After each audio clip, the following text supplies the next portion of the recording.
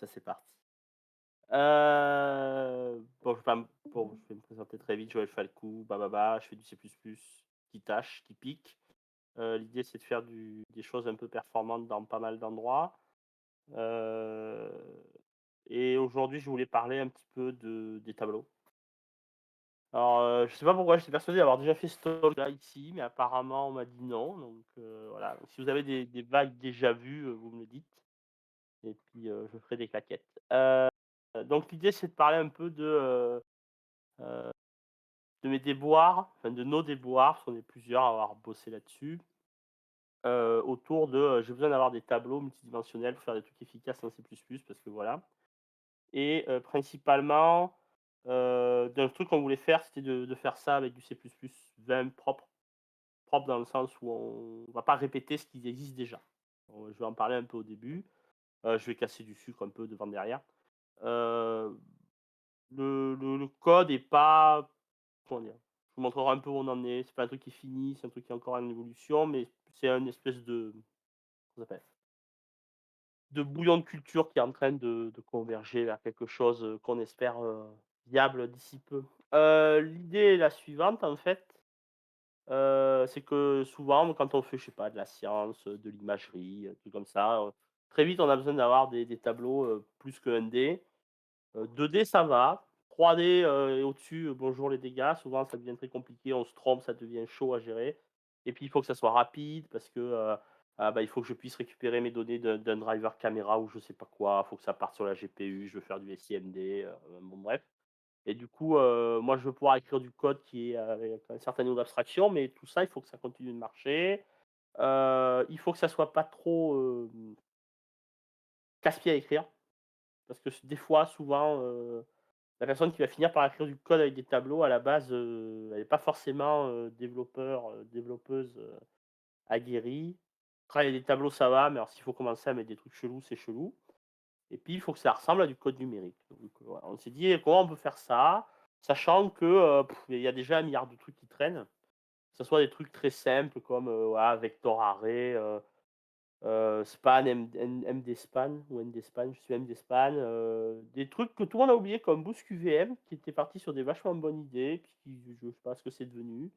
Ça, c'est les trucs un peu classiques, bons vieux gros conteneurs avec des vues, des machins, des bidules, avec, plus ou moins de potentiel de comment dire? De customisation, avec souvent moins, comment ça s'appelle?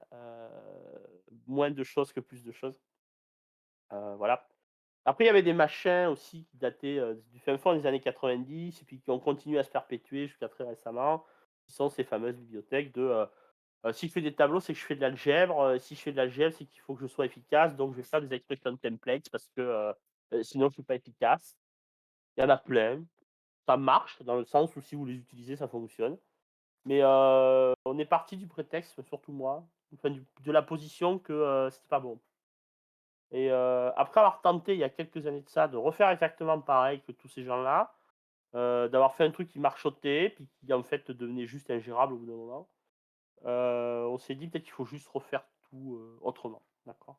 Et en fait, le truc où on a percuté assez tard, c'est qu'en fait on fait rarement dans ce genre de cas un truc qu'on fait souvent ailleurs, qui est de séparer les responsabilités. Et en fait, le truc qui me plaisait plus dans tous ces trucs-là, c'est que ça mélangeait tout. L'évaluation paresseuse, l'allocation mémoire, le hardware, le machin et en fait, dès que vous voulez faire autre chose que ce qu'il y avait dans la doc ou que vous vouliez, comment dire? Étendre la chose, ça devenait un peu, comment dire? Compliqué. Rester, poli à ces heures de grande écoute. Donc ce qu'on s'est dit, c'est qu'on allait, reprendre tout de scratch et on va essayer de réfléchir un peu aux trucs fondamentaux, tant au niveau théorique, puis après aux fondamentaux au niveau langage.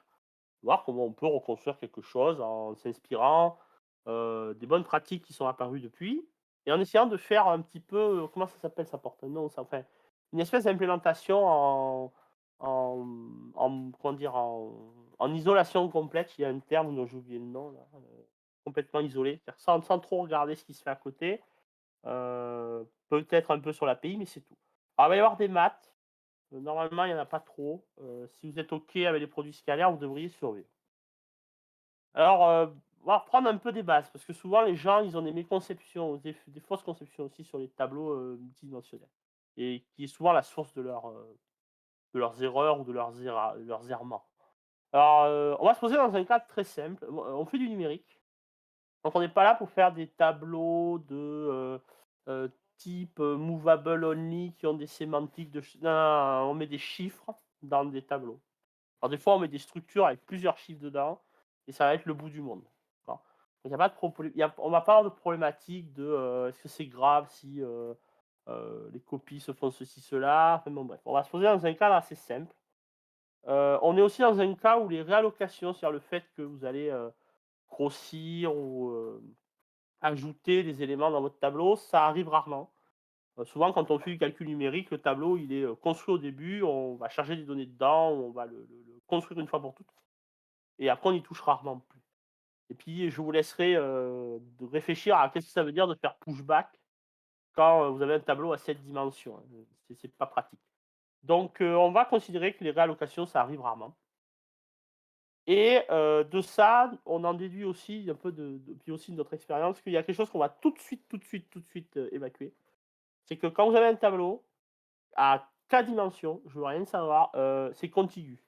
Parce que vous êtes sous la houlette du dieu du cache et le dieu du cache, quand c'est pas contigu, beh, il va prendre vos performances, il va leur faire un coup de genou dans le dos et vous allez pleurer. Donc on sait tout de suite que les implémentations à base de vecteurs, de vecteurs, de vecteurs ou d'autres billevesées de ce genre-là, c'est juste pas la peine. D'accord? Ça, c'est ce qu'on voulait avoir au niveau des performances. Au niveau de l'autre partie qui nous importe souvent à nous, hein, malgré ce que les gens, colportent comme, heu, histoire à mon sujet, c'est le temps de compile. C'est quelque chose qu'on voulait un petit peu, maîtriser quelque part. Un truc qu'on s'est aperçu très vite, c'est que les gens, quand il y a trop de paramètres template dans un template et trop ça commence à 2 en fait, ils sont perdus, c'est compliqué et ça leur fait peur malgré le fait qu'eux, ils auront jamais à écrire des templates. Ils vont juste avoir à les utiliser et en fait, tout de suite, c'est, lever le bouclier à base: «Ah ouais, mais c'est une bibliothèque template, je vais pas savoir m'en servir». Donc on voulait avoir une espèce de ce que j'appelle des type interface, c'est-à-dire les choix que vous pouvez mettre dans vos paramètres template assez simples, assez limités, mais néanmoins assez riches. On voulait un peu faire des trucs malins parce que, les on en parlera un peu plus tard, les stratégies d'implémentation de templates type Scary et cetera, c'est des choses qui marchent bien. On voulait voir un petit peu si ça pouvait apporter quelque chose et puis, 17 et 20, c'est la fête à Const Expert, c'est la fête au concept, c'est la fête à 3 petits points, c'est pas, et cetera, c'est 3 petits points. Et du coup, ça apporte plein de facilités, d'écriture à l'intérieur et en fait ça rend la chose un peu plus agréable, y compris pour vous. Donc on voulait essayer de faire un peu tout ça sous ces contextes. Alors déjà, qu'est-ce qu'on entend par un tableau? Un tableau, c'est des données qui sont représentées dans une grille à n dimensions et on va se placer dans le contexte où le nombre de dimensions et alors je devrais dire le nombre de dimensions, maximales ou effectives est connu à la compilation. C'est-à-dire qu'on va décider d'avoir un tableau à 4 dimensions. Même si à un moment donné, dans mon tableau à 4 dimensions, j'ai que du 3 par 18. Mais mon nombre maximal de dimensions, accessibles, il est connu à la compilation. Le nombre d'éléments le long de chaque dimension peut varier, OK, et il peut varier, soit parce que il peut varier au runtime, classiquement. Je peux décider de calculer une taille, voilà, ou, je peux aussi décider qu'il est connu à la compilation et je peux faire ce choix arbitrairement et complètement de manière décorrélée, pour chacune des dimensions. Je peux décider d'avoir un tableau 4 par je sais pas combien par 10 et le je sais pas combien, je vais le choisir au runtime et tout de suite, il y a 2 mots qu'on va bannir, c'est ligne et colonne. C'est les lignes et les colonnes, comment dire? C'est hem, quelque chose qui est projeté parce qu'on a l'habitude de faire ça dans certains cas, mais on verra que c'est un problème parce que les lignes et les colonnes, on verra qu'en fait, il y en a 2. Il y a les lignes et les colonnes de comment c'est dans la mémoire, il y a les lignes et les colonnes de comment j'y accède et les gens vont se tromper. Donc on va parler de dimensions et les dimensions, on va les ordonner. Il y a la première dimension, la deuxième dimension, la troisième dimension et on va donner les tailles dans cet ordre-là. Par contre, le fait que, la dimension 0, ça soit des lignes physiques et des lignes logiques, et que la 1, c'est le nombre de colonnes, c'est un choix, c'est arbitraire, c'est domaine spécifique, ça ne doit pas apparaître dans l'interface du tableau. Donc là, j'ai un tableau 4 par 3 et j'ai décidé unilatéralement de le dessiner comme ça. Et j'aurais pu le dessiner autrement. C'est complètement arbitraire. D'accord? Donc on va, dans notre tête, juste penser: «J'ai des dimensions, elles sont ordonnées, mais j'ai pas de concept de ligne, de colonne, de profondeur ou de quoi que ce soit». Alors, il y a un truc classique que les gens, pensent quand même, c'est de se dire: «J'ai besoin d'un truc qui me représente ce qu'on appelle, alors la forme, le extent», il y a plein de termes un peu similaires, du tableau, c'est-à-dire, sa taille dans toutes les dimensions. Et c'est bien d'avoir un type pour ça parce que du coup, c'est pas, juste un entier ou c'est pas juste un tableau d'entier. C'est un truc qui représente une taille d'un tableau. Très bonne idée. Et comme je dois mélanger, des données, enfin des données pardon, des dimensions, potentiellement compile time et runtime, un design qu'on retrouve souvent, hein, c'est le design qu'il y a dans MDSpan, d'avoir un truc comme ça là, extant avec, un nombre variable d'entiers. Bon. Et quand je mets un entier, c'est la taille. Et puis j'ai un truc genre, dynamique ou runtime ou je sais pas quoi, qui vaut souvent -1 parce que -1, ça peut pas arriver, comme taille, donc je peux le repérer. Et du coup, je peux écrire, assez facilement, par exemple, voilà, j'ai une taille 4 par 3. Voilà, ça va, ça c'est cool, c'est OK, voilà. Puis je pourrais avoir, une taille 2D mais dynamique sur les 2 dimensions, donc elle est 2 fois dynamique, OK. Et puis, ben, voilà. J'ai mon tableau à 8 dimensions dynamiques, connu au runtime, ça commence à devenir un peu compliqué. Alors il y a plusieurs problèmes avec ce design. Le premier problème que j'ai, c'est que la relation entre -1 et dynamique, elle est, complètement, ad hoc. Je veux dire, là, j'ai fait l'effort de mettre un PTR-difft, la plupart des designs mettent quand même un size-t, donc on se retrouve avec des -1 qui sont castés à 4 milliards et des briquettes. Moi, pour moi, ce design, il est foireux. C'est pas comme ça qu'il faut faire. Et la première idée qu'on a eue, c'est de se dire: «Oui, il nous faut quelque chose pour gérer les tailles». Ça, c'est, évident. Mais moi, j'ai pas envie d'affliger ça à mes gens. Arrêt de float, de extend, de dynamique, dynamique, dynamique, dynamique. Voilà. Et la personne qui débarque pour utiliser votre bibliothèque de tableaux, c'est la première chose qu'elle voit dans la doc, c'est dire: «Ah ouais, puis vous pouvez faire des using pour faire vos dimensions». Il va faire autre chose. Bon. Et c'est pas facile de faire un truc efficace en termes d'implémentation avec ça, parce que alors plein il va y avoir plein de métaprocs pour savoir, est-ce que tout le monde est dynamique? Est-ce que ceci? Est-ce que cela? Et vu que c'est compliqué parce qu'il faut trimballer des trucs comme ça, c'est les gens ils le font pas, en fait. Alors, je sais enfin, si vous avez vu des talks que j'ai fait récemment, ça c'est une de mes marottes récentes. C'est que, en fait, avec l'avènement des paramètres templates, non types, il y a un truc très simple pour gérer ça. C'est de dire que, j'ai un type qui représente un tas de dimensions pour mon tableau. Il existe, il est là, c'est un truc normal. Il a l'interface qu'il faut avoir. Et quand je veux avoir, une information sur la taille, mais à la compilation, je prends cet objet et j'en fais une instance constexpr. Et si j'en ai besoin dans un paramétrage de template d'une structure, je vais avoir un paramètre, auto, size, dans mon paramétrage template et je vais lui passer mon interface, mon instance constext.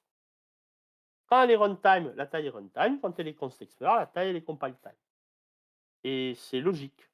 J'ai pas un type bâtard, comme ça, ou des fois, comme on le voit aussi, un extent et un static extent de IJK, on a juste extent. Alors après, qu'est-ce qu'on fait? On va mettre des guirlandes, on va poser de la moquette et on va, essayer de voir un peu ce qui se passe. Donc on a plein de trucs pour aider les gens, je veux un tableau 3D, voilà, j'ai un tableau 3D. Voilà. Là, j'ai un tableau 2D et je sais qu'il est de forme 4 par 3. Alors ça a changé depuis, c'est juste shape, en fait. Ça, c'est un vieux truc qui datait d'avant et on avait complètement oublié qu'il y avait un truc qui s'appelait la déduction automatique des types templates sur les constructeurs, mais passons. Et je peux aussi le faire là, en fait. Je peux demander un tableau 4D qui est 4 par 3 par 1 par 2 et je sais à la compilation que Z, il a cette taille. Et alors ça a l'air de rien, mais en fait, derrière ces 2 trucs-là, ça trigger énormément de choses. Là, évidemment, je vais appeler un constructeur qui va, allouer la bonne taille. C'est évident parce que je fasse une taille.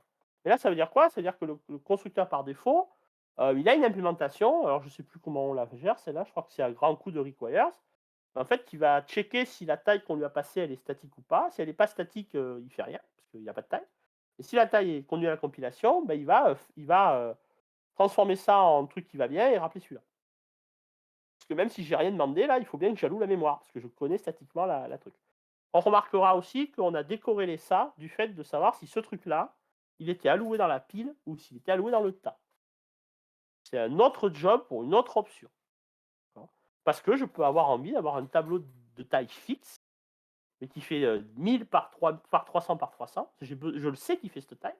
Mais bien évidemment que je ne vais pas allouer 300 par 300 par 1000, je sais pas, flop sur la stack. Je vais la louer dynamiquement. Donc, on sépare les deux choix. Et le choix par défaut est fait que si le nombre d'éléments, le numel total de ça, le volume que ça représente est inférieur à je ne sais plus combien, on fait de la stack, d'accord, si on me dit rien. Et sinon, j'émets un warning et je le mets quand même dans la stack et on peut mettre un truc pour dire que ça va dans la pile. Bon, ça c'est cool parce que ça ressemble à ça en fait, hein. Et d'ailleurs, de mémoire, on peut même mettre ça là, ça fait pareil. Maintenant, qu'est-ce qui se passe quand je veux avoir un truc mixte? J'ai ça. J'ai cette espèce de constructeur, de pseudo-constructeur compile time là. Entre crochets, je mets des tailles statiques et quand je sais pas, je mets des parenthèses vides. Et puis je peux les enchaîner les uns derrière les autres comme je veux, crochet, crochet, parenthèse, parenthèse, parenthèse, parenthèse, crochet, crochet, tout ce que je veux.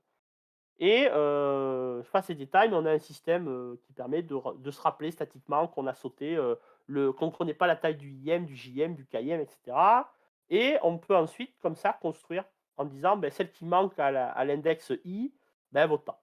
Et on vérifie que la valeur qui est là, ça correspond bien à ce qu'il faut et cetera et cetera.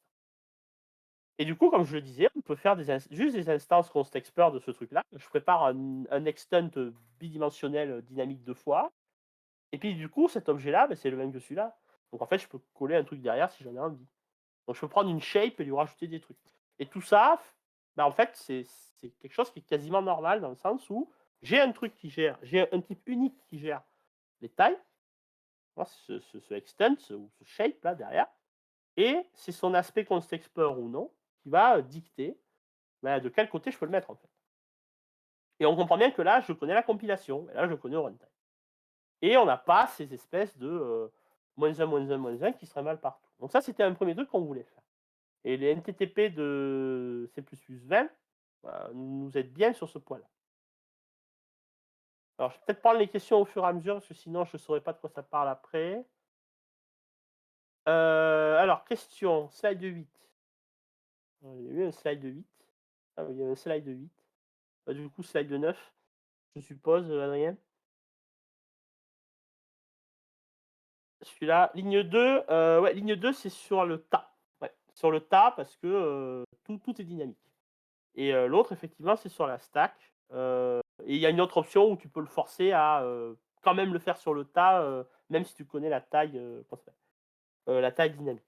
C'est indépendant. Les deux machins sont décorrélés, mais par défaut, dynamique, c'est sur le tas et statique, c'est sur la stack. Et je crois que j'ai mis un static warning quand, comment ça s'appelle quand tu me demandes une taille de comment ça s'appelle de sur la stack débile. Le nombre max de dimensions, il n'y en a pas. Il n'y en a pas. Enfin, après, on a 1D, 2D, 3D, 4D, 5D, 6D parce que voilà, mais on a ND aussi, où tu peux mettre une valeur.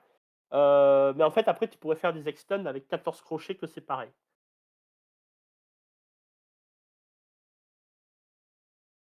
Ouais, ouais, ouais, c'est la suite. C'est la suite pour les vues, on va y arriver tout de suite après. Ah oui, d'accord, je viens de comprendre ta question, Serge. Oui, 4D, le nombre de dimensions max. Alors là, ça sert à rien, mais par exemple, ici, ce 3D là, tu pourrais le finir par le resizer en lui disant qu'il fait 4 par 4 par 4. Et tu peux aussi le resizer en disant qu'il fait 2 par 3. Mais ça reste en fait un tableau 3D. Et si tu lui demandes gentiment sa shape, il va te dire 2 par 3 par 1. D'accord. Mais par contre, on va pouvoir faire du subscribing avec moins de dimensions ou plus de dimensions sans problème. On va y venir après. Ouais, on va y venir après ça. Alors, après, il y a, c'est bien, c'est cool, j'ai construit un tableau, mais moi, ce que je veux faire après, c'est quand même aller ranger ou lire des éléments dedans. Alors, il y a un peu de maths là. Alors, disons que j'ai un tableau A, il a une dimension et j'ai grand S0 éléments dedans. Je vais noter grand B, le premier index valide de A. C'est-à-dire que je ne vais pas me limiter au tableau qui commence à 0. J'ai potentiellement envie d'avoir des tableaux qui commencent à 1, parce que je sais pas, je fais une conversion d'un code Fortran, ou à 0 parce que voilà, ou à commencer à -3 ou que sais-je. D'accord? Donc j'ai une notion d'index de départ. Donc du coup, si j'ai un index, pour, accéder à A, I, cet index I, il est compris entre B et B plus S0, exclu, d'accord? Et du coup, je peux calculer, l'offset par rapport au pointeur, hein, c'est grand I moins B. Voilà, hop, j'ai un truc et ça me donne l'adresse. Parfait. Alors un D, ça va, rien à faire. C'est pas très compliqué. Là où c'est même plus compliqué, c'est quand les dimensions, il y en a plus d'une. Et quand j'ai 2 dimensions, je pourrais décider, voilà, j'ai S0 par S1 élément, j'ai 2 index I0, I1, j'ai un B0, un B1 que je pourrais avoir, voilà. Et du coup, je pourrais décider arbitrairement que ma formule, comment ça s'appelle, ma fonction qui me permet de passer de l'espace des index à l'espace mémoire, alpha, c'est, je prends l'index en I0 que je recale correctement, plus S0 fois, pareil pour le I1 que je recale. Et là, si je vais en 3-1, mais 3-1, c'est 3 moins 1 plus 4 fois 1 moins 0, hein, parce que j'ai décidé que c'était dans ce sens-là, et je tombe ici. Je tombe à l'adresse 6. Voilà, cette bijection-là, elle est là. Mais par contre, en fait, je pourrais faire complètement l'inverse. Dire que je commence par I1 et je finis par I0. Les 2 modèles sont valides. Pareil, la même chose. C'est la même chose. Et du coup, il faut faire un choix. Alors le choix, souvent, on le sait, hein. On va dire, voilà, moi je fais commencer ou je fais comme en Fortran, je suis, Rho major ou col major. Mais c'est plus compliqué que ça, en fait. L'ordonnancement des dimensions logiques, il est arbitraire. Et il est, comment dire? Il a, aucun enfin, il est quand même arbitraire par rapport au stockage physique. Le stockage physique, ça va toujours être le même. Les valeurs contiguës dans la mémoire doivent être accédées par l'index qui varie le plus vite dans les boucles. Ça, c'est la loi. Sinon, vous êtes en train de foutre des coups de pied dans la rate de votre cache et il va pas être content. Donc en gros, cette histoire d'ordonnancement des dimensions logiques, c'est-à-dire comment je transforme, mon I1, I0, mon I0, I1 en adresse mémoire, c'est arbitraire. Et il n'y a pas d'ordre plus juste que l'autre. La seule chose qui nous intéresse, c'est d'avoir une permutation arbitraire et de pouvoir la spécifier pour dire, voilà comment je mappe mes dimensions logiques sur mes dimensions physiques. Et oui, le rho major, le col major, ça existe, mais en fait, c'est ce que je veux. Je pourrais très bien avoir un truc qui me dit: «J'ai un tableau 4D et pour une raison une 3D pardon, et pour une raison qui m'est propre», parce que peut-être que c'est comme ça que les données sont stockées quand je les reçois ou que l'algorithme est efficace.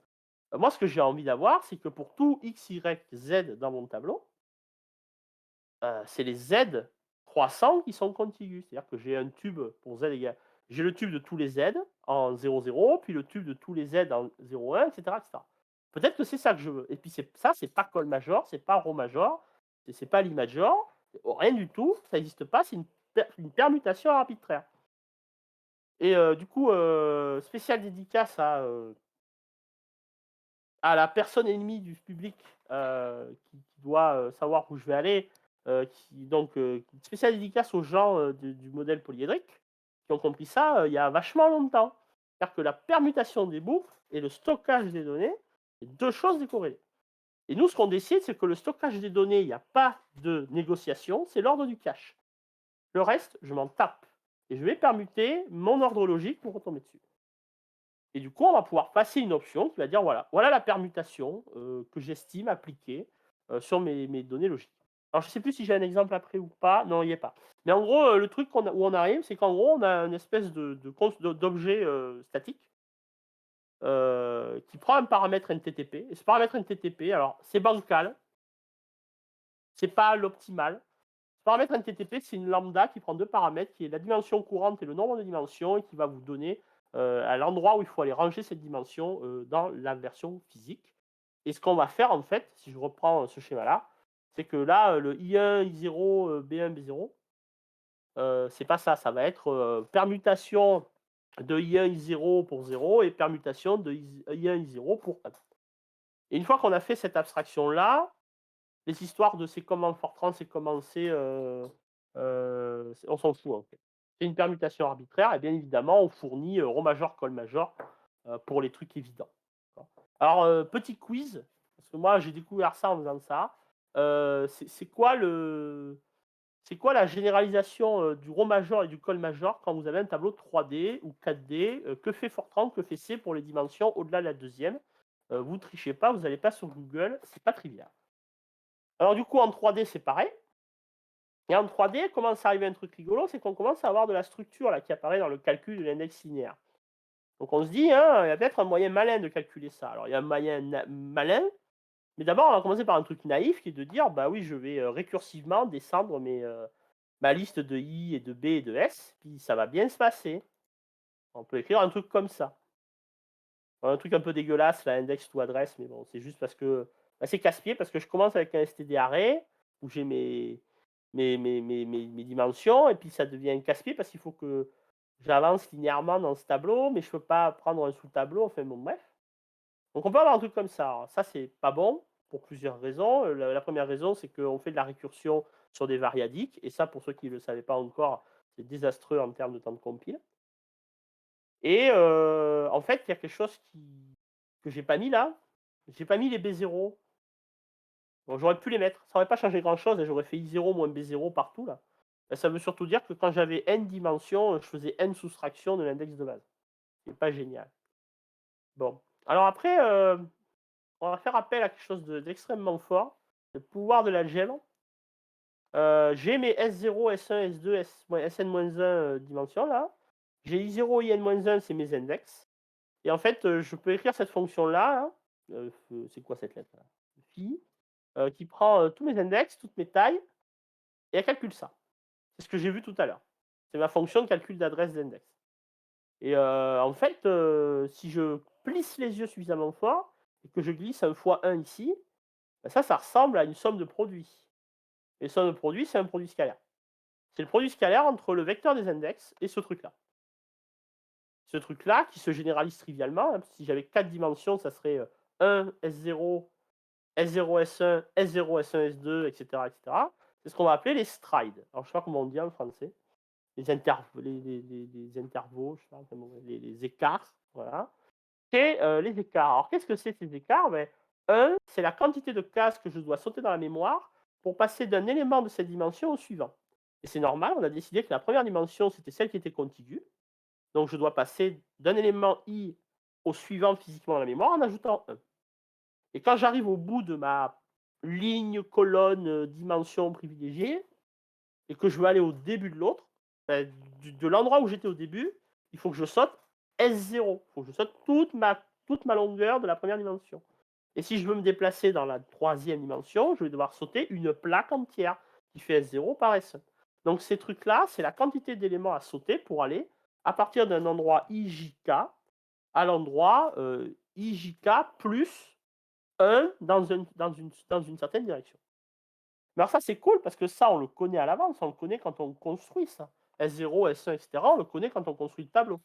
Donc en fait, on peut complètement le précalculer et encore mieux, si on me passe les index de base, ben en fait, je vais rajouter ça dans ma formule, je fais oula barbe truc du produit scalaire un peu et je m'aperçois qu'en fait, j'ai ma formule d'avant au bout d'un moment, parce que je fais travailler ce fameux théorème qui dit que ça fois ça, c'est ça, moins ça fois ça, hein, d'accord. Et donc, je me retrouve avec quoi? Avec mon produit scalaire de tout à l'heure et ce truc-là. Mais ce truc-là, qu'est-ce qu'il y a? Ben, tous les S0, S1, Sn, on les connaît. Tous les B0, B1, Bn, on les connaît. Donc, en fait, ça, c'est une constante. Donc, je la calcule une fois et je m'en sers comme décalage initial de mon pointeur des données. Ce qui fait qu'en fait, quel que soit le nombre de dimensions et quel que soit le nombre d'index de base non nuls, ça me coûte 0 à l'accès. C'est-à-dire que je n'ai pas n fois des soustractions. J'ai 0 soustraction quand je vais faire IJKL, MNOPQ. D'accord? Et donc, du coup, ça va, juste rendre la gestion de ce truc-là complètement transparente. Alors, il y a un truc qu'on ne fait pas. Je sais que par exemple, comment ça s'appelle le truc dans Boost qui fait des tableaux multidimensionnels et dont j'ai oublié le nom. Ils ont un truc en plus, c'est que les tailles là, elles peuvent être négatives. Et en fait, quand vous avez une taille de -3, c'est que vous avez 3 éléments, mais vous les parcourez à l'envers. Alors ça, j'en ai jamais compris l'intérêt, donc ça, on le gère pas. C'est pas plus compliqué parce qu'en fait, vous allez refaire ce même truc-là et vous allez avoir une autre constante qui va sortir. Enfin bon, bref, je pense que c'est pas une bonne idée de supporter ce genre de truc-là. Bon, il faut faire ça avec un algo ou un truc un peu plus malin. Mais donc du coup, quand on passe par ce modèle des strides, on s'aperçoit que on a un coût un peu plus élevé à la compilation, à la construction, parce qu'il faut calculer ce petit tableau là. Où est-ce qu'il est? Il est là, hein, celui-là. Il faut calculer ça. Ça casse pas quatre pattes à un canard. C'est un produit scalaire de nombre de dimensions. Et c'est tout. Et la constante, si vous voulez, quoi. Et donc du coup, pour tout le reste, qu'est-ce qui va se passer? Bah, si je reviens sur linéaire index, bah, ça devient trivial. Voilà, je déroule en me disant: «On me passe mes index, on me passe mes strides» et j'ai juste à faire ça, en fait. Et c'est tout. Et alors ça, le compilateur, il voit à travers, c'est effrayant. Il va vous reconstruire le truc d'accès mémoire, comme si vous aviez écrit le truc à la main en C. 0 perte. Et du coup, on en profite, on fait une petite lambda template, on fait un petit coup d'index séquence pour dérouler tout. Il y a pas, de récursion sur le, comment ça s'appelle? Sur le variadic, tout va bien, et cetera. Donc ça, c'est cool. Bon. Mais alors les tableaux, il y en a plusieurs types. Alors il y avait quelques questions. Alors je vais répondre. Alors Viviane me demande: «Est-ce que c'est que des tableaux denses?» Pour l'instant, oui. Le plan, c'est d'avoir un truc un peu similaire pour le sparse plus tard. Parce qu'en fait, le sparse structuré, c'est ni plus ni moins que des tableaux denses avec des schémas d'accès chelous. Je pense au CRS ou au CSS. Donc peut-être qu'un jour on le fera, mais ce sera pas. Il y aura des sparse arrays. Ça, c'est un truc que j'ai appris sur mon corps défendant. C'est pas parce que ça ressemble à un tableau, les tableaux creux, qu'il faut avoir le même truc. Donc on fera très certainement un type séparé avec le même genre d'astuce, mais dédié à ce genre de choses-là. Et on me dit: «Est-ce qu'il y a vraiment des métiers avec des mixed index, 0C indexé avec un Fortran indexé?» Alors, c'est pas qu'il y en a, c'est que souvent il y a des gens, ils écrivent du code sans trop savoir ce qu'ils font et soit ils recopient des bouts à droite, à gauche ou ils font des trucs comme ça. C'est assez rare que les gens mélangent, quand même, c'est assez rare. Par contre, avoir des trucs où tu as des index chelous, ça arrive régulièrement. Des trucs où tu as envie de réindexer l'index de base pour te simplifier l'algorithme, ça arrive aussi. Et en fait, comme on les gère tous les uns les autres, ça te permet de le faire sans te poser la question. Alors le parcours à l'envers, oui, c'est ça, c'est je fais des opérations en partant du dernier, mais moi, pour moi, c'est pas une propriété du tableau, c'est une propriété du parcours. Donc c'est une propriété d'un itérateur ou d'un algorithme. C'est pour ça que je pense que c'est pas une bonne idée je pense que ça c'est fourni par Boost machin chose là. Parce que genre, je sais pas, il doit y avoir, je sais pas, Fortran ou APL ou je ne sais quel langage, cryptique comme ça qui doit le faire et ils se sont dit: «On va le mettre, quoi». Ouais, un for range aussi, oui, c'est des arrêts, oui. Alors là, c'est des arrêts, pour l'exposition, Jarod. En vrai, c'est pas des arrêts, c'est nos objets, enfin les strides, si, c'est un arrêt. Non, même pas. Non, non, en vrai, c'est nos objets à nous, qui ont une syntaxe, enfin qui ont un truc qui ont une syntaxe d'accès plus, façon tuple. Si on a le temps, je vous montrerai pourquoi. Là, c'est juste un peu expositionnel, quoi. Mais oui, si on stockait les choses comme ça, on ferait un for. Non, le for range, il serait compliqué parce que tu as quand même 2 tableaux à parcourir, en fait. Et moi, ça, je sais jamais faire, donc oui, on devrait pouvoir, enfin, on pourrait faire une boucle for. Mais dans tous les cas, c'est bien parce qu'au pire, dans le pire des cas, on fait une boucle for et on fait pas une récursion, donc tout le monde est content. Donc après, on a plusieurs goûts de tableaux. Là, on a vu les tableaux, on a appelé ça des arrêts, mais en fait, il y a pas que ça. Il y a 2 trucs importants, il y a les vues et les arrêts. Le truc que j'ai toujours trouvé, turbo stupide en C++ et dans pas mal d'autres langages, c'est cette notion que, quand tu as un conteneur, c'est lui qui gère tout et il y a zéro moyen de décapsuler le fait que tu as peut-être déjà de la mémoire qui existe et que la dernière chose que tu as envie, c'est de la récupérer pour la recopier. Alors j'ai des flashbacks de temps en temps de quand j'étais en master et en thèse après où, on récupérait des données d'un driver caméra et le truc, il fallait qu'il aille vite. Donc on a une caméra qui est super rapide, elle nous balançait des images, par FireWire 800 à toute berzingue et la seule chose qu'on nous disait de faire, c'est: «Ah ben là maintenant tu le prends, tu la recopies octet par octet, tu fais la même copie dans le vecteur». C'était un peu désastreux. Donc la notion de vue au sens, j'ai de la mémoire préallouée quelque part, c'est pas toi qui gères. et c'est le boulot de l'autre personne à gérer la durée de vie de cette mémoire. Moi, ce que je veux, c'est mettre, une espèce de masque par-dessus et de dire: «Hop, maintenant, je la regarde comme un tableau comme ça». Ça, c'est hyper important et en fait, ce qu'on a fait dans le développement de la bibliothèque, là, c'est de commencer par les vues, en fait. Alors, ce qui était cool, parce que comme ça, on évacuait au début, toutes les problématiques de comment on gère la loc, est-ce qu'on fait des trucs et des machins, donc on a fait des vues. Donc en gros, c'est, j'ai un pointeur, genre mes strides, ma taille et je dois me débrouiller pour que ça soit efficace. Et un truc sur lequel on voulait être efficace, parce que, pour les gens qui me suivent des fois sur le Discord de CVP Frog, souvent je roule des yeux et je souffle dans ma moustache inexistante, des gens qui se plaignent de: «Ah oui, mais en C++, les choses sont pas bonnes».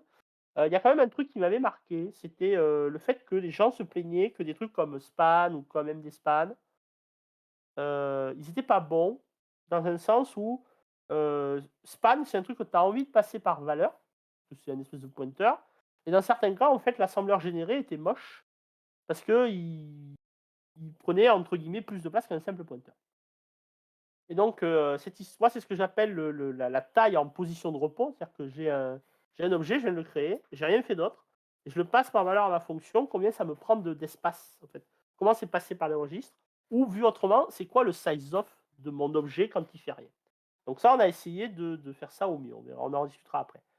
Et la vue, elle gère pas la mémoire. Elle regarde un pointeur comme si c'était un tableau avec les spécifications qu'on lui a données. Et les tableaux, bah, c'est un peu pareil, sauf que eux, ils vont gérer leur tableau. Et donc, en gros, l'idée qu'on a eue, c'est de dire, ben, en fait, un tableau, c'est quoi? Ben, c'est un objet qui contient un truc qui alloue de la mémoire. Soyons hyper simplistes, un vecteur. Et il hérite d'une vue, et cette vue, c'est une vue par-dessus sa propre mémoire. Ce qui me permet de ne pas avoir à dupliquer toutes les opérations, les fonctions membres, etc. de view dans array. En gros, array, c'est un std vector, j'exagère. Enfin, c'est un truc qui tient de la mémoire. Ça hérite de vue, ça repropage les interfaces qui va bien. Et dans le constructeur de array, ça construit le tableau et ça construit sa classe de base en disant: ben voilà, en fait, maintenant, tu pointes vers mes données. Et en fait, du coup, ben, du moment où les vues sont efficaces, que l'allocation mémoire du tableau est efficace, il n'y a pas de raison que le tableau ne soit pas efficace. Et ça fait moins de code à écrire. Donc ça, c'était plutôt une idée cool. On a dit: «On va essayer d'aller au bout du truc. On verra ce que ça donne». Alors, j'ai parlé plein de fois des options et j'ai parlé de cette histoire que je voulais pas avoir des types qui fassent 15 kilomètres. Alors, là, j'ai pas remis les slides parce que c'était déjà assez long et que je voulais pas remettre 3 kilos. On a toute une bibliothèque, de gestion des options, façon, paramètres nommés ou pseudo-nommés à la Python, qu'on utilise en fait, dans les constructeurs des tableaux et dans les spécifications de type, pour dire qu'est-ce qu'on veut mettre dans notre tableau. Et en gros, l'interface, c'est, j'ai le type de ma vue ou de mon tableau, virgule, 3 petits points, des options. Ces options, elles sont accumulées dans un objet qui va ensuite les dépioter. Du coup, on peut passer la taille, on peut passer la stride, parce qu'il y a des fois où en fait, la stride précalculée, c'est pas celle qui m'intéresse, parce que, imaginons par exemple, j'ai un tableau qui fait, heu, 120 par 250, d'accord? Et le problème, c'est que, ben, physiquement, d'accord, heu, j'ai pas 120 valeurs dans la dimension, j'en ai 128 parce que j'ai du padding. Il faut que la mémoire soit allouée padée. Et donc du coup, on a envie de dire: «Oui, ma taille, logique, c'est 120 par 250. Par contre, mon stride, c'est 1,128 parce qu'il faut sauter 128 pour aller au truc». Donc on a cette option-là. Les storage orders qui sont des options et on est à l'époque, on travaillait encore sur les allocateurs. On a fini par changer de bord, on en reparlera un peu plus tard. Et tout ça, c'est des options. Donc du coup, on va passer les options, on a juste un truc avec un paramètre variadique et après c'est reconstruit derrière. Ce qui fait que les options, il y a pas d'ordre. J'ai pas besoin de me rappeler que c'est taille, stride, storage order, machin ou l'inverse. J'ai pas à me casser les pieds à, quand je veux avoir, la taille de base, le stride enfin une taille, le stride associé, mais pas la même, storage order, j'ai pas besoin de me rappeler qu'il faut mettre un stride. Donc on met les options dans n'importe quel ordre, on les met pas et on se débrouille pour tout retrouver derrière. C'est là où on perd un peu en temps de compile, mais ça rend les choses beaucoup plus simples, y compris pour nous. On verra un petit peu parce qu'en gros, on a une stratégie qui consiste à dire: «Je prends les options, je les mets dans une boîte, je canonifie les options et je vais chercher les infos qui m'intéressent». Et l'idée, c'est de s'apercevoir ensuite qu'en fait, il y a des morceaux de ces options qui ne sont utiles que pour un des aspects de la gestion de la vue ou du tableau. Alors, le type, ça, à peu près tout le monde en a besoin, sauf qu'en fait, non. Le truc de la vue qui va gérer le pointeur a besoin de connaître le type des données. Et c'est à peu près tout, en fait. Elle s'en moque d'avoir la taille et tout. Par contre, le truc qui va gérer l'accès en IJKL, MNOP, la taille, la shape, etc., il a besoin du type, il a besoin du reste. Donc, en fait, on dépiote les options. Et en fait, on a autant de petites, structures qui vont gérer des choses séparées. Alors, pour l'instant, on en a deux. On a un truc qui s'appelle ViewSpan et un ViewAccess qui vont gérer les trucs séparés. Alors, pourquoi c'est intéressant? Parce que ça veut dire que si vous avez 10 vues différentes, donc c'est 10 vues de float, mais avec des 10 options différentes, la partie qui gère le pointeur de float, il est instancié qu'une seule fois. Ça va être ViewSpan de float. Et à l'inverse, si vous avez 4 tableaux différents, même taille, même storage order, même stride, mais par contre 4 types différents, toute la partie de la gestion de l'accès, elle est instanciée qu'une seule fois dans les templates. Ce qui fait que le code binaire, pardon, il est moins blot, parce que j'ai pas 50 variantes de tout le code qui existe déjà, et ça compile un peu plus vite. Alors le SCARI, c'est pas un truc qu'on a sorti du fin fond comment dire, voilà. C'est un truc qui avait été publié dans un papier il y a assez longtemps, j'ai plus la date, 2012-13. C'était à l'époque où Gabriel Dostrais était encore chez Texas A&M avec Yarn. C'est à peu près cette époque-là. Et du coup, c'était cette idée-là d'implémenter des éléments dans le standard en cassant les blocs en fonction de ce que les paramètres templates impliquaient sur les fonctionnements. Donc il y a un pointeur dans les core guidelines, je vous enjoins à aller le lire, c'est assez intéressant. Le papier est un peu poilu, mais c'est pas mal aussi. Alors, je vais me permettre, je vais pas le faire souvent. Là, juste montrer un petit peu le code, histoire de vous donner une idée du moment où je me rappelle où j'ai rangé le code en fait. Hop, désolé. Et que ce soit la bonne version. Oui, celle-là, ça doit être la bonne. Alors, hop, on va. Où est-ce qu'il est le truc? On va parer un autre screen, comme il y a un autre. Hop. Puis on va zoomer parce que ça m'a l'air tout petit en fait. Pic, pic, pic, pic. Voilà. Alors, container, detail. Container.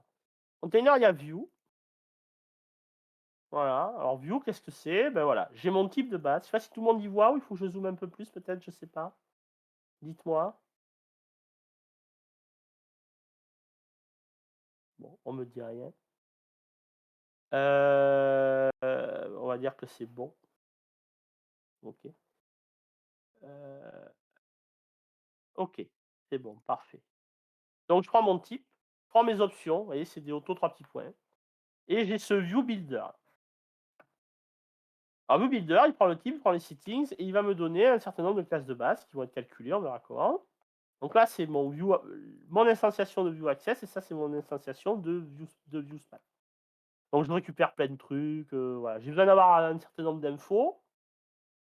Et voilà, par exemple, voilà. En gros, si on me passe un pointeur, voilà, et que comme pointeur, ça implique que je suis complètement statique, c'est-à-dire que je connais entièrement ma taille à la compilation.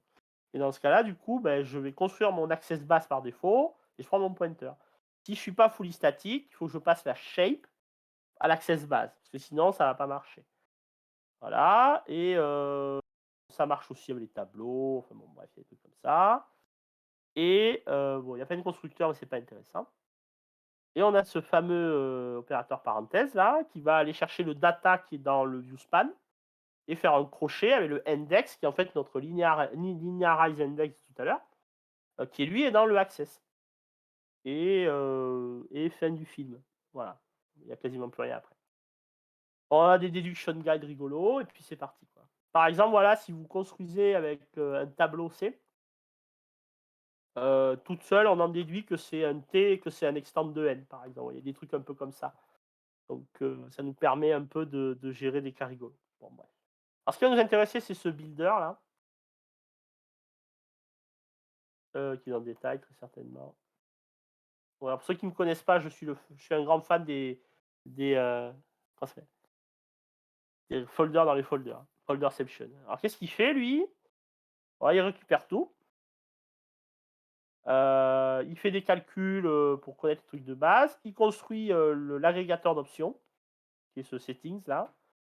Et après, la shape, c'est quoi? C'est un objet shape qui va prendre la valeur de l'option shape à l'intérieur du tas d'options. Donc, soit il y en a un, et ça le prend, soit je prends la shape par défaut. La shape par défaut, c'est 2D dynamique. Voilà, c'est un tableau 2D dynamique. Le stride, pareil, soit j'ai un stride, soit je vais demander le stride de ma forme que je viens de calculer. D'accord? Et je vais leur demander ben, est-ce que tu es dynamique, est-ce que tu es complètement statique? Et j'en déduis le viewspan, le viewaccess. Et je passe la shape et la stride, qui, on le remarque ici, sont bien des objets et pas des types, directement à viewaccess. Viewspan, il se passe un bon rien. Ben, ça prend un type, c'est lui qui calcule tous les machins comme ça là. Et il contient un pointeur, il y a un reset, il y a un data, et merci d'être venu. Et il y a un swap aussi. Et viewaccess, c'est là où les choses rigolotes se passent. Voilà, on a ce viewaccess là. Et alors là, c'est cool parce que ces trucs-là, comme c'est des objets avec des fonctions pour me donner des infos, je peux m'amuser en me disant, ben, si ma shape, elle est complètement statique, j'ai rien à stocker. J'ai pas besoin de stocker une taille. Donc, je require que pour un shape et un stride arbitraire, si shape est complètement statique, ben, en fait, je peux tout calculer comme ça. Mon nombre d'éléments, c'est ça, ma shape, c'est ça, etc. Je n'ai pas de constructeur spécial. Et mon index, c'est directement passé au stride, qui, si la shape est statique, ben, lui aussi est statique. Et j'ai rien à swapper. Je contiens rien, en fait. Par contre, si je suis un D et que je ne suis pas complètement statique, ben, je suis bien obligé de stocker un pointeur qui est dans le span. Et la seule chose que j'ai besoin de stocker ici, c'est ma shape, qui va être ma taille, en fait, un D. Par contre, je n'ai pas besoin de stocker de stride, parce que le stride, ça sera forcément 1, donc je renvoie le stride par défaut. Ça ne me coûte rien par rapport à stocker le minimum. Et puis sinon, ben, je vais chercher les choses. Alors là où on s'est un peu lâché, c'est le cas 2D avec un stride unitaire. Si je sais que mon stride, il y a forcément un 1 dans la dimension principale, que je ne suis pas complètement statique et que ma taille c'est 2, alors il y a des astuces. Parce que ma taille c'est S0, S1 et mon stride c'est 1, S0. Donc en fait, j'ai aussi rien besoin de stocker pour le stride. Parce que quand on va me demander mon stride, ben, je sais qu'il contient uniquement la valeur de la dimension 0 de ma shape. Et ça ne me coûte rien de le reconstruire à la volée. Et je stocke donc que la dimension et le nombre d'éléments total. Ça, je dois le stocker. Et ensuite, ben, sinon, voilà, si j'ai des trucs plus compliqués, ben, je suis obligé de faire des trucs compliqués. Là, on retrouve le linearize le calcul du stride complet. Et là, on retrouve le linearize index de tout à l'heure. Mais tous les cas intermédiaires, il y en a d'autres qu'on aurait pu optimiser, mais on a eu un poil la flemme.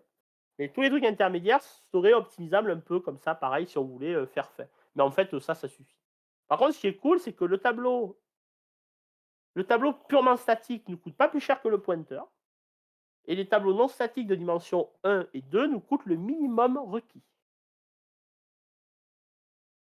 Et ArrayBuilder, il fait pareil. Il prend les options, il calcule des choses un peu différemment parce que lui, il faut qu'il sache comment il doit allouer. Et est-ce qu'il a besoin d'utiliser un allocateur? Il construit des trucs, il a besoin d'un storage, il va les construire. Bon, rien de bien fantastique là-dessus. Mais l'idée, c'est de pouvoir effectivement,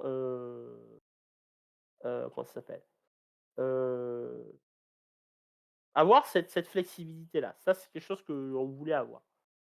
Alors, si je reviens sur les slides pour finir, ils sont là. Hop là.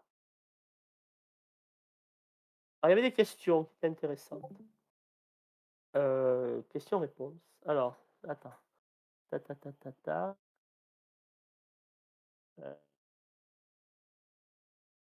Alors, du coup, les arrêts aux dimensions const-expert peuvent-elles être redimensionnés? Alors, actuellement, non. Et là, ce que je suis en train de me poser comme question, c'est d'avoir une espèce de truc supplémentaire où, en gros, tu passes une taille const-expert, mais c'est pas la taille du truc. C'est la taille max du truc qui est préallouée. Et après, tu peux redimensionner jusqu'à ces tailles-là. Alors, on est en train de se poser la question comment on peut gérer ça.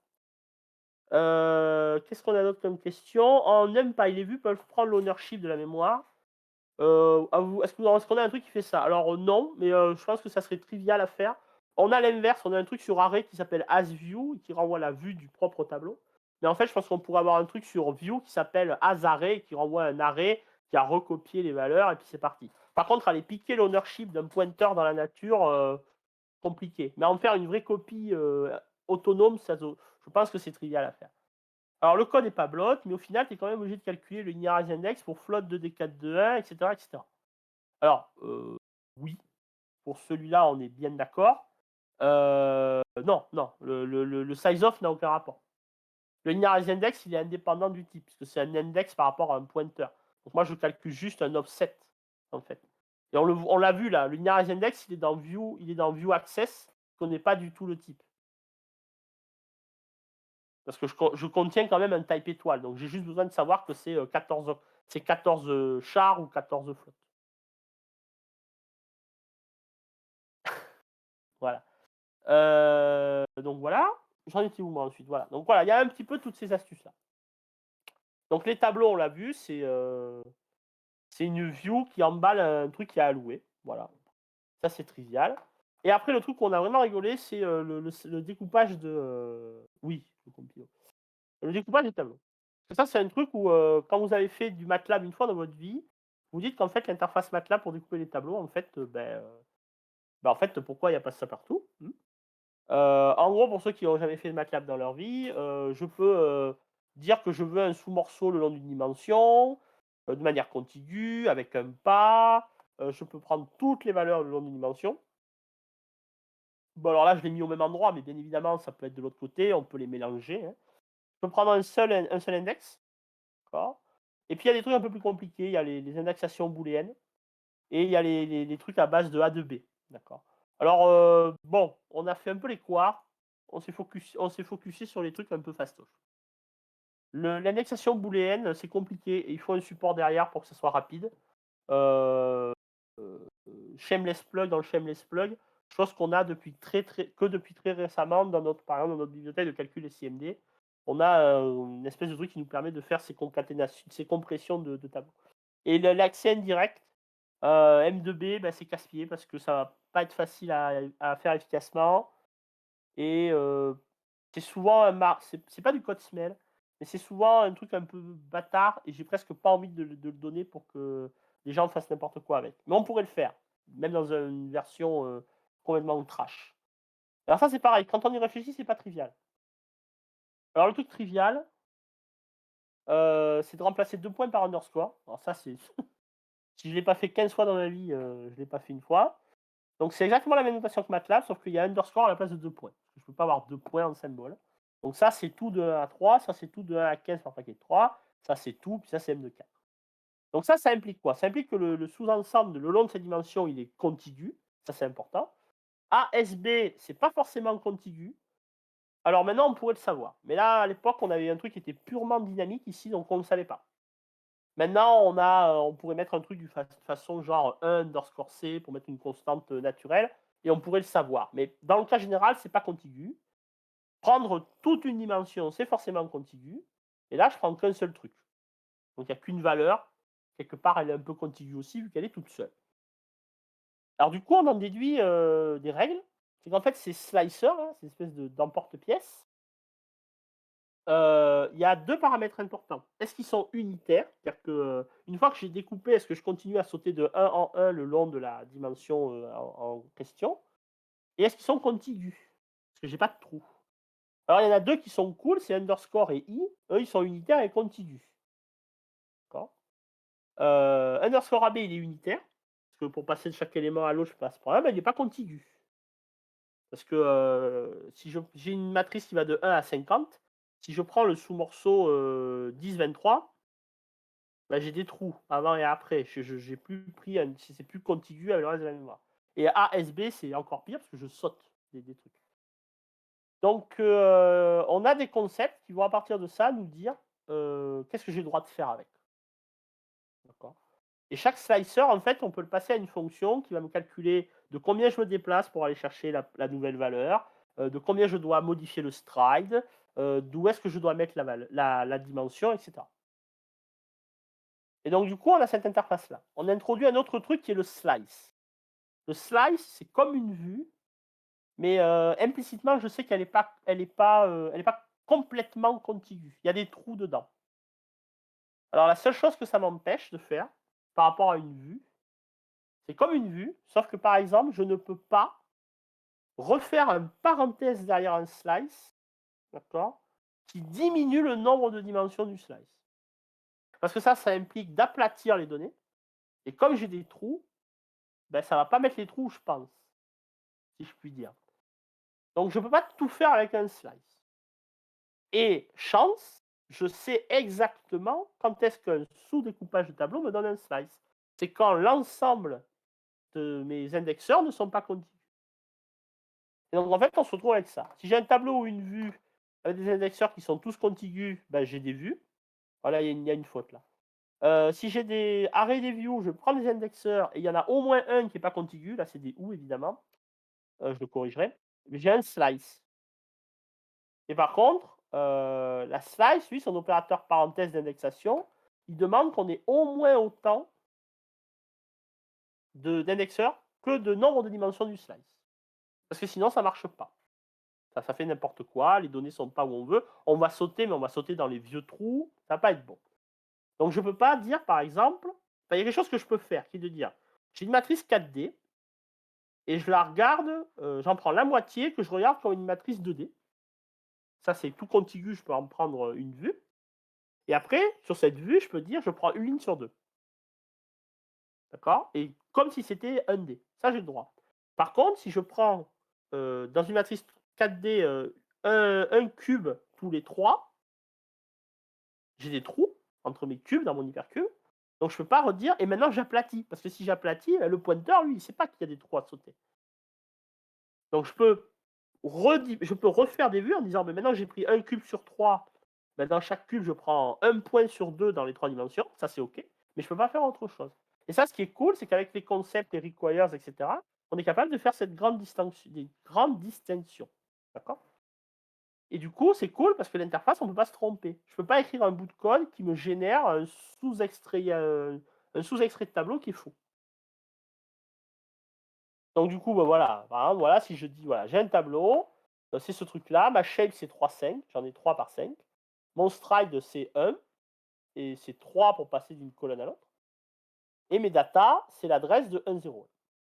Maintenant, ce que je peux faire, c'est dire que V, c'est toute la première dimension de M et entre 0 et 5 par paquet de 3. Donc, en gros, c'est ce bloc-là, j'en saute 0, 1, 2, 3, je prends cette colonne-là. Et après, je m'arrête parce que j'ai plus de données.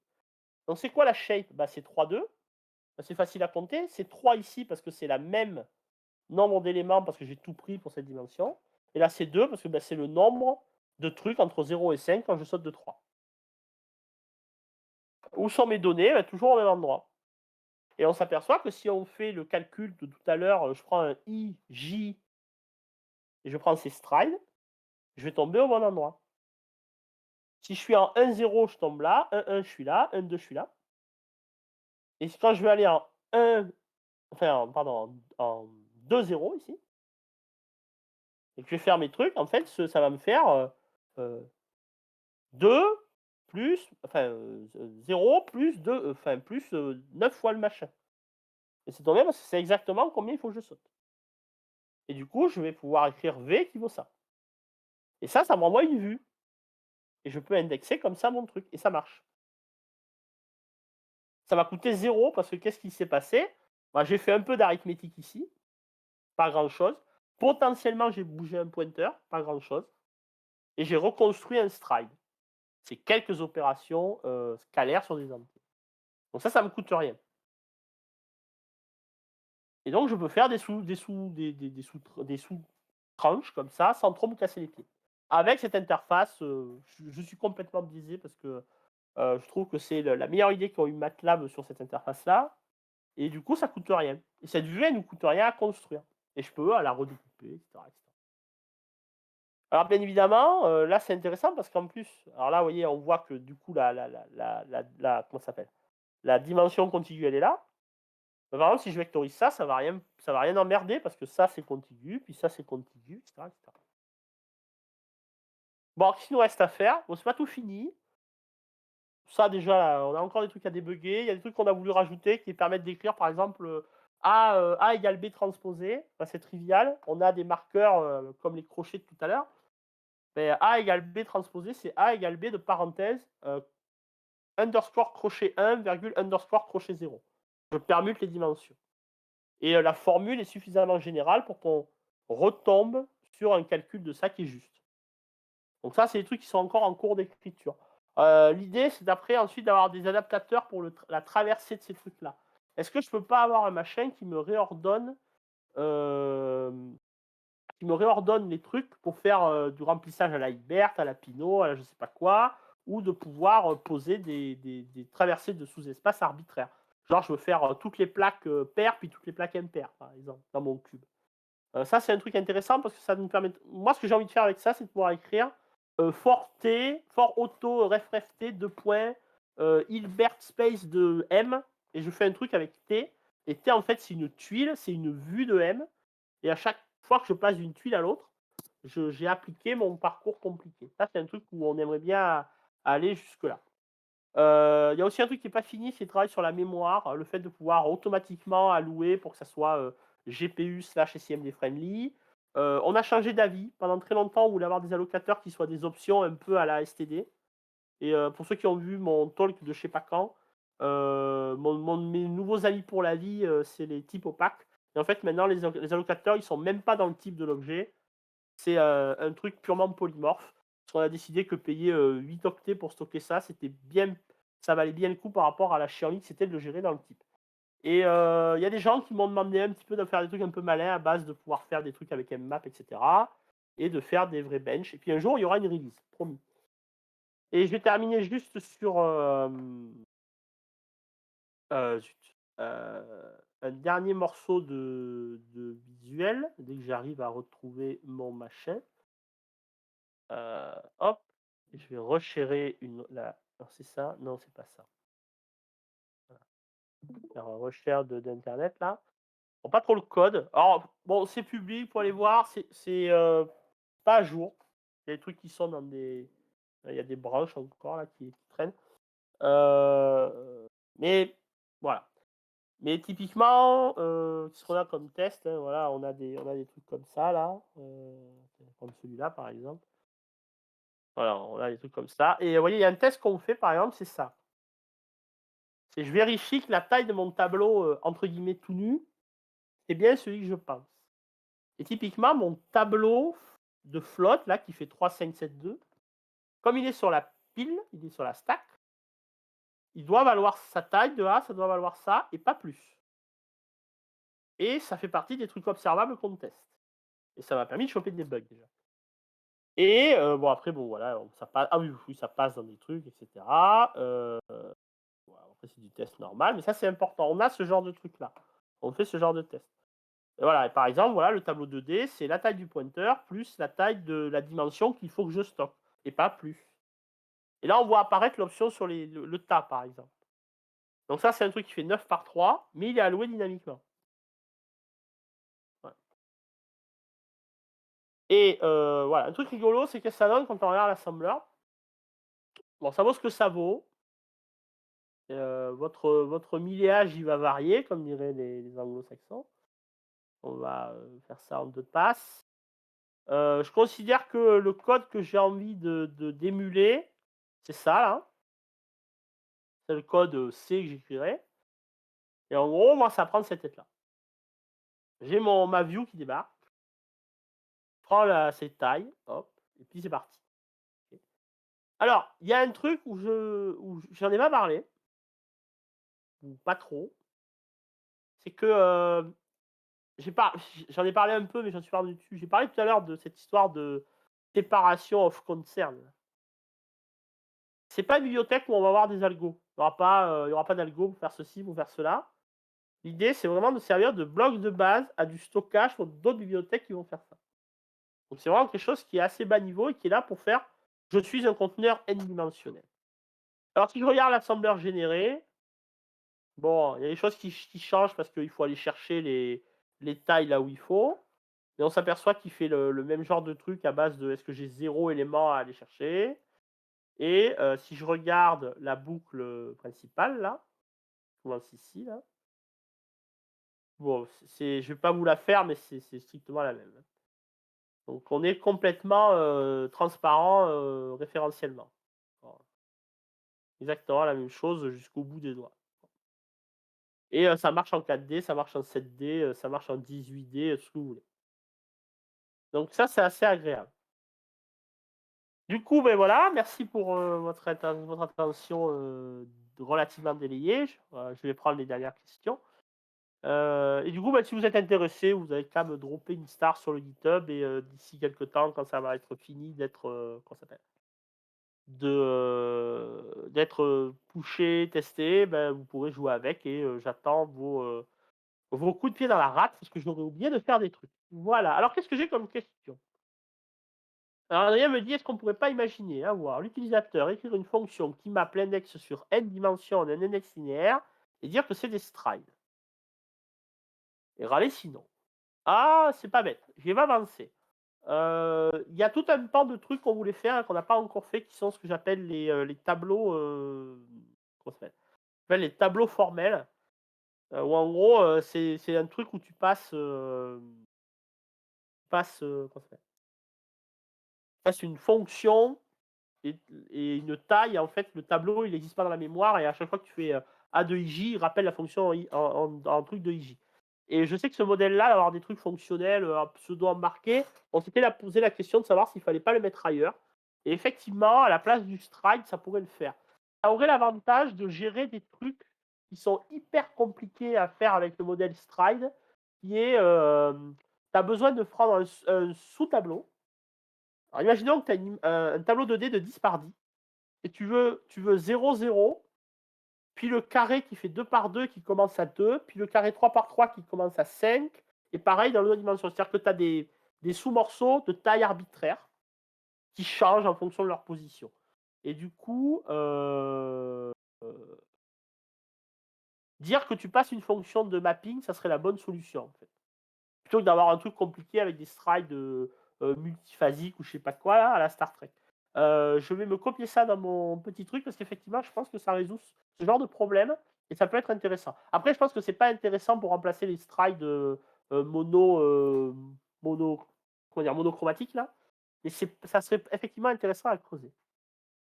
Serge, est-ce qu'on peut adapter de la raw memory extérieure dans un tableau de ta lib sans en prendre l'ownership? Extérieur sans copie. Mais ça, c'est le job de view, ça. C'est le job de view. View, il prend pas l'ownership. Il prend un pointeur, il prend une taille, il dit voilà, je regarde ce pointeur avec cette taille. Ou alors, j'ai pas compris la question, peut-être. Serge, tu me diras.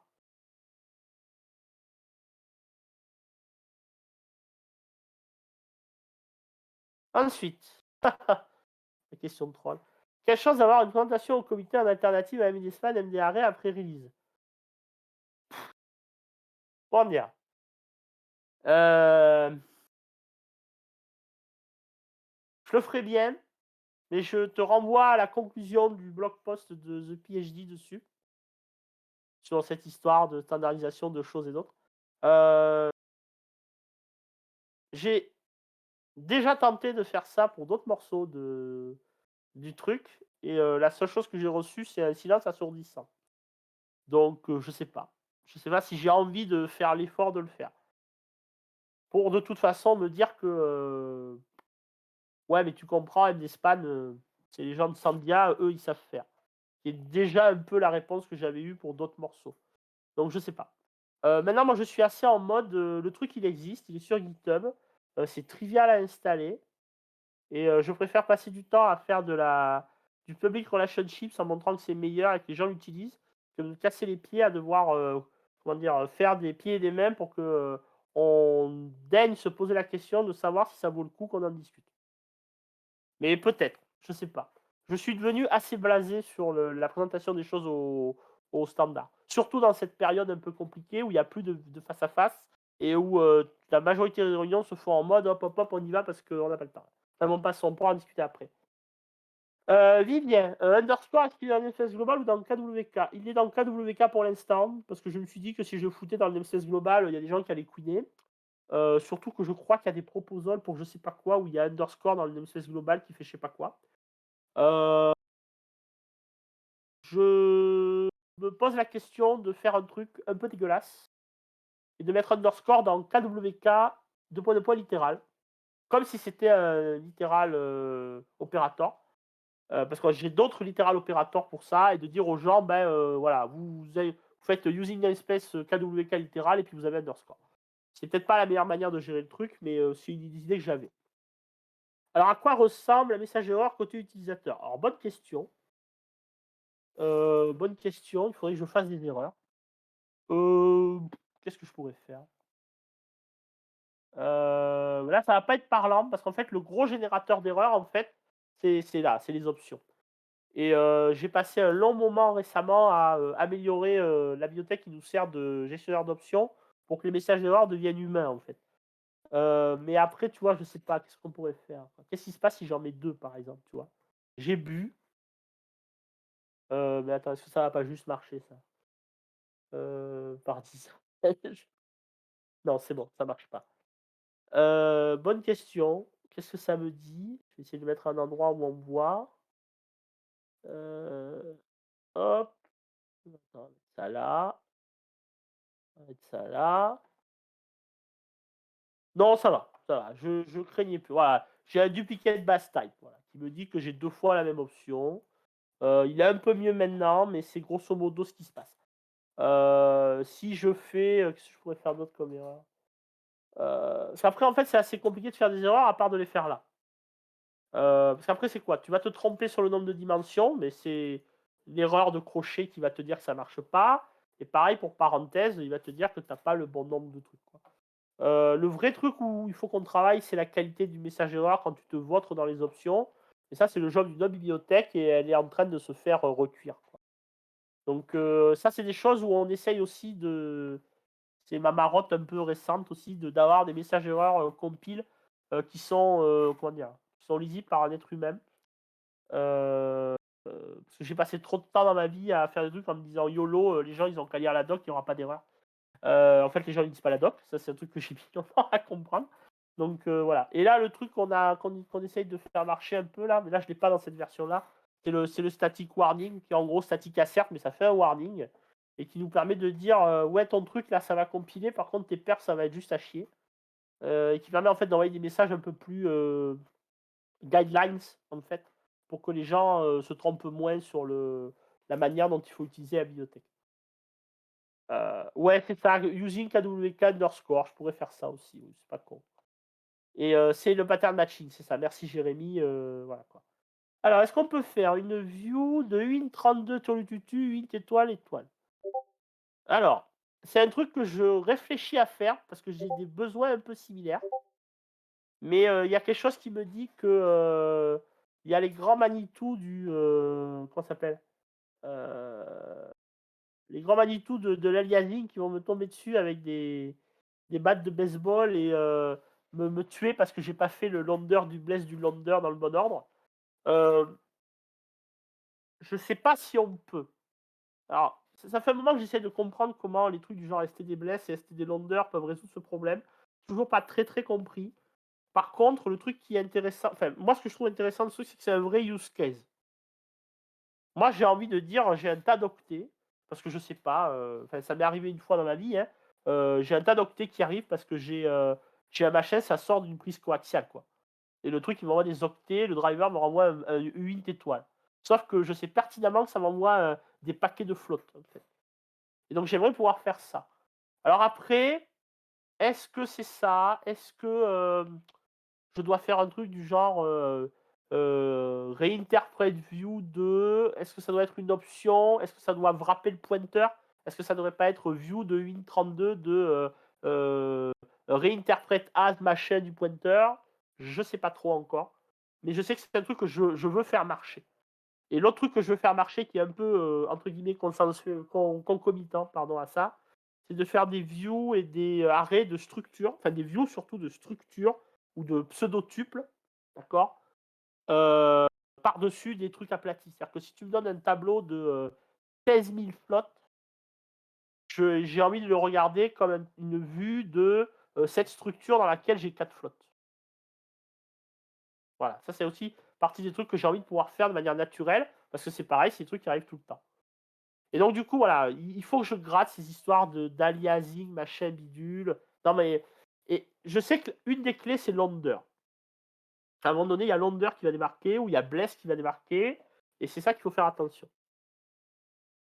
Donc ouais, c'est dans les tuyaux, mais pour l'instant, j'attends de bien avoir compris comment ça marche. Ah, s'il n'y a plus Bless, je sais même plus ce qui se passe. Moi. Ah oui, parce que Bless, c'était pas ça. Bless, c'était le truc qui te disait que dans cette mémoire, même si tu l'avais pas fait, il y a des objets. Sauf que maintenant, ça a changé parce qu'on a décidé de dire que les objets, ils étaient là même quand ils n'étaient pas là, parce qu'en fait, sinon, genre Vector marche pas, ou il y avait une histoire comme ça. Mais SND Lander continue d'exister, donc ça doit être SND Lander à un moment donné. Donc ça fait partie des trucs qu'il faut que je creuse, et moi, j'ai envie de l'avoir à un moment donné. Donc voilà. Voilà, mais merci à tous. J'ai débordé atrocement, mais bon, je pense que vous avez tous l'habitude.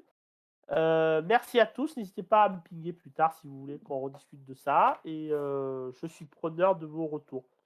Voilà, merci beaucoup.